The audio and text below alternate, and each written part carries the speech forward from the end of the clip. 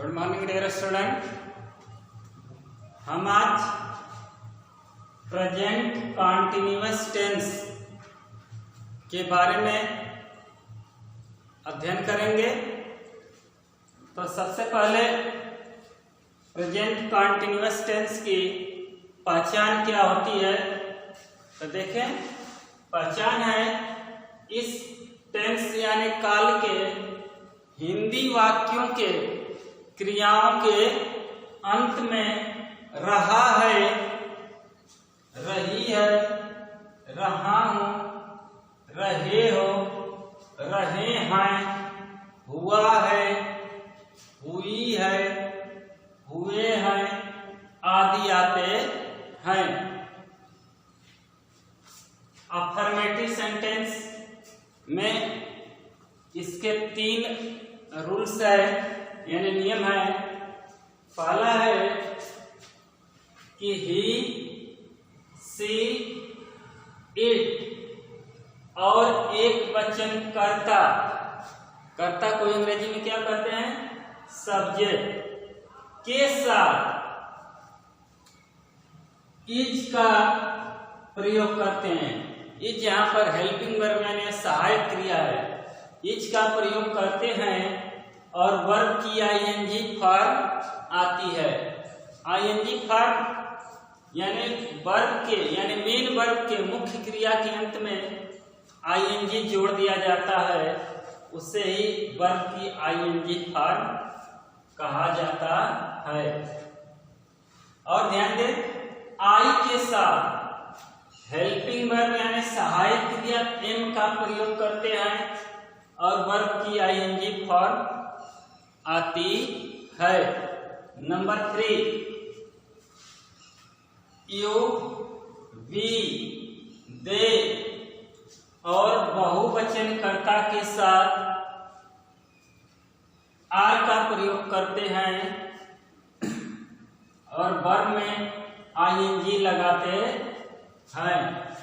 यानी आपको ये ध्यान रखना है कि अगर आपका सब्जेक्ट ही, सी, इट और एक वचन है तो उसके साथ आप सहायक क्रिया इज का प्रयोग करेंगे और मुख्य क्रिया के अंत में आईएनजी जोड़ देंगे। अगर सब्जेक्ट आपका आई है, आई के साथ हेल्पिंग वर्ब एम का प्रयोग करते हैं और मेन वर्ब में आईएनजी लगा देते हैं।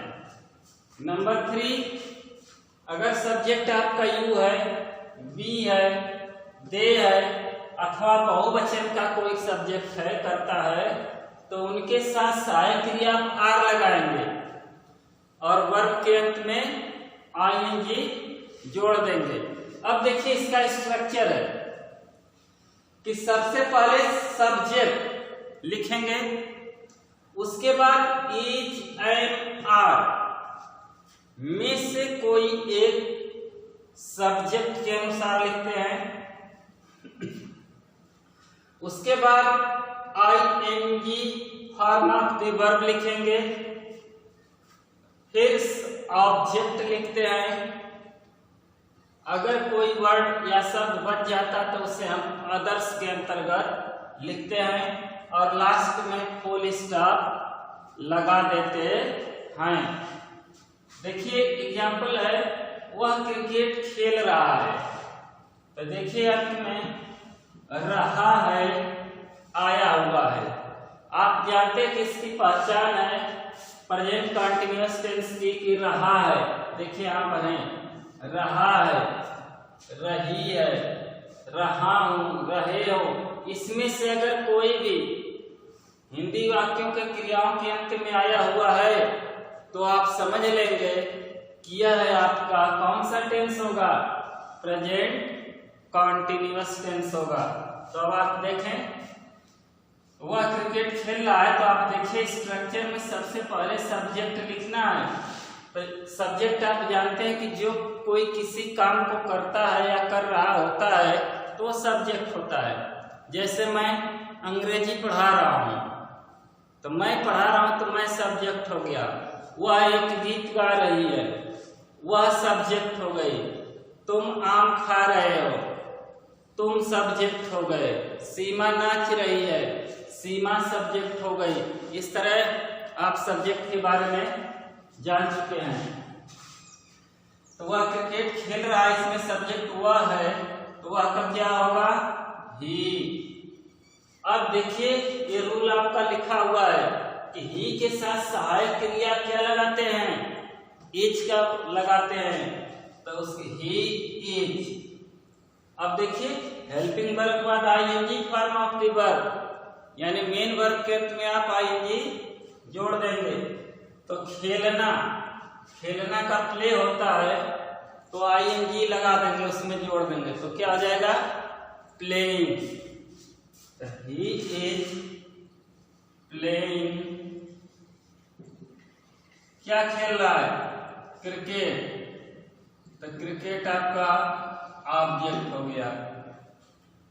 तो देख लें, ही सब्जेक्ट है, इज आपकी हेल्पिंग वर्ब यानी सहायक क्रिया है, playing ING form of the verb है, और क्रिकेट आपका ऑब्जेक्ट है। दूसरा एग्जांपल देखें, मैं आम खा रहा हूं, तो देखिए अंत में रहा हूं, तो कौन सा टेंस है? प्रेजेंट कॉन्टिन्यूअस टेंस हुआ।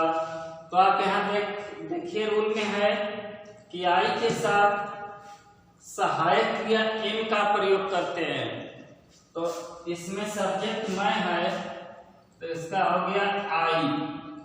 अब देखिए आई के साथ हेल्पिंग वर्ब क्या आती है? एम, तो आई एम। उसके बाद आईएनजी फॉर्म यानी खाना, जिसके अंत में रहा है, रही है, रहे वही वर्ब होता है, तो खाना का होता है ईट, उसमें आप देखिए ईट होता है ना, उसमें आईएनजी जोड़ लेंगे। आई एम ईटिंग, क्या खा रहा हूं? आम। आम का क्या होता है? मैंगो। हो गया। तुम हिंदी लिख रहे हो, इसमें सब्जेक्ट क्या है? तुम है, तुम का क्या होगा? यू। यहाँ पर देख लें, यू, बी, दे और बहुवचन कर्ता के साथ सहायक क्रिया आर आती है, तो यू के साथ सहायक क्रिया क्या लिखेंगे? आर। You are. देखिए लिखना का राइट होता है तो आईएनजी जोड़ देंगे, तो राइटिंग हो जाएगा। You are writing. क्या लिख रहे हो? हिंदी। तो हिंदी ऑब्जेक्ट हो गया, तो इसे हम पीछे लिख देंगे और अंत में फुल स्टॉप लगा देते हैं।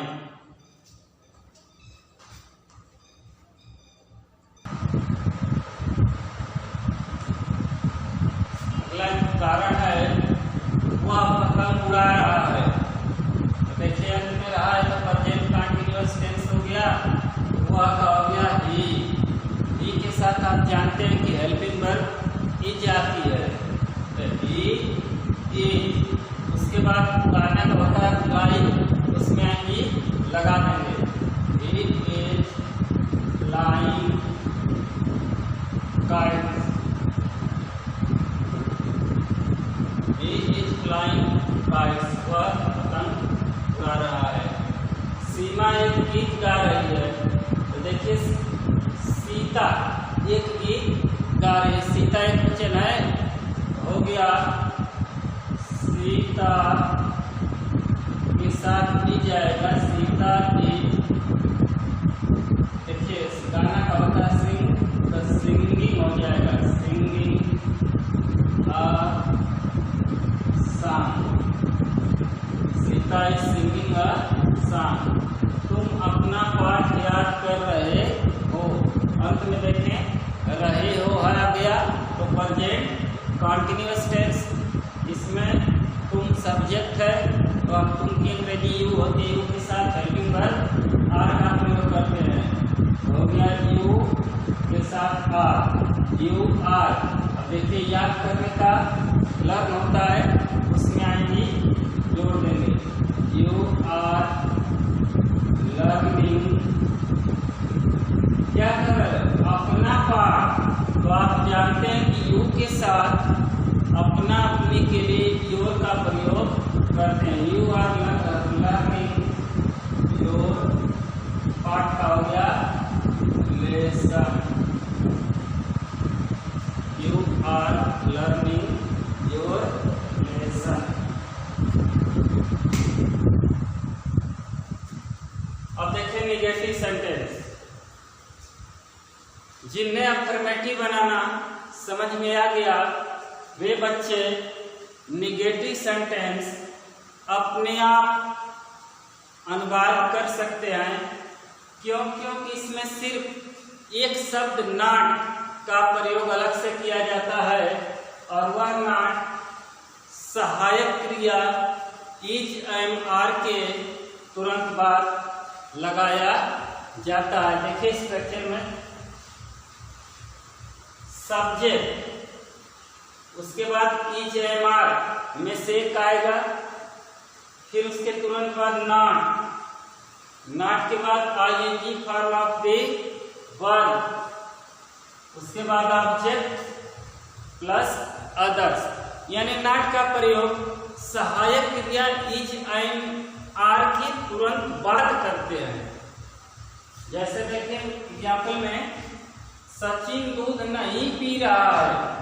अब नहीं देखिए, नहीं निगेटिव नकारात्मक है इसलिए निगेटिव सेंटेंस हो गया।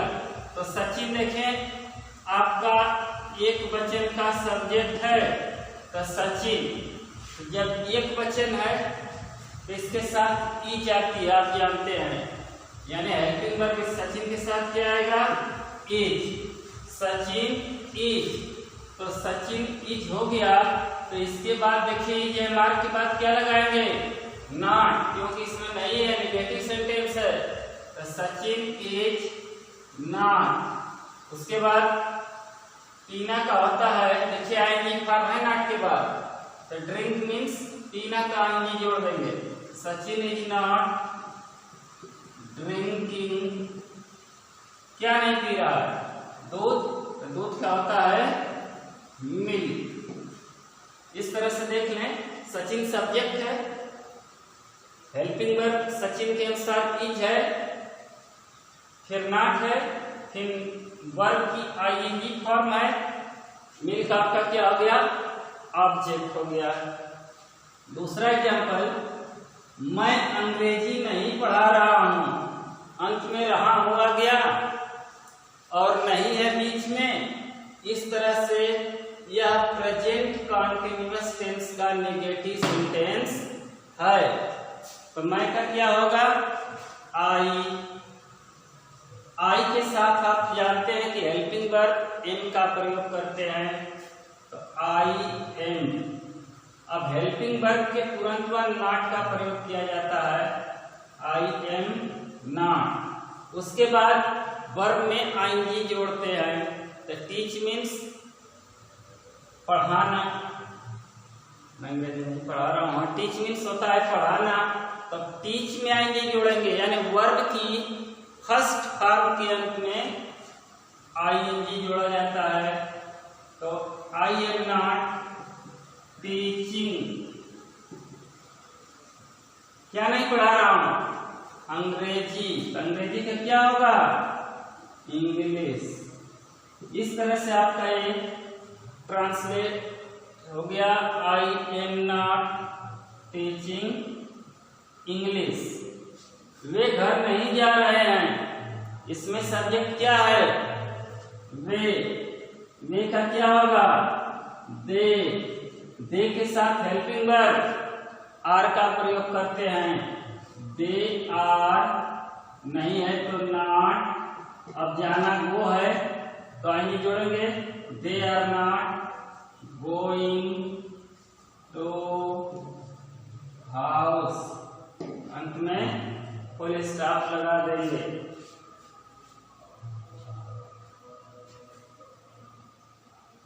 चौथा एग्जाम्पल है, राम एक पत्र नहीं लिख रहा है। तो देखिए राम सब्जेक्ट है तो राम। अब जानते हैं कि राम एक वचन है तो इसके साथ हेल्पिंग वर्ब की जाएगा, राम इज। उसके बाद देखिए नॉट, क्योंकि नेगेटिव सेंटेंस है, राम इज नॉट अब देखिए लिखना का होता है राइट, तो आएंगे जोड़ देंगे, राइटिंग हो जाएगा। राम इज नॉट राइटिंग, क्या नहीं लिख रहा है, एक पत्र, एक का होगा अ, पत्र का हो जाएगा letter. Ram is not writing a letter. अंत में फुल स्टॉप लगा देते हैं।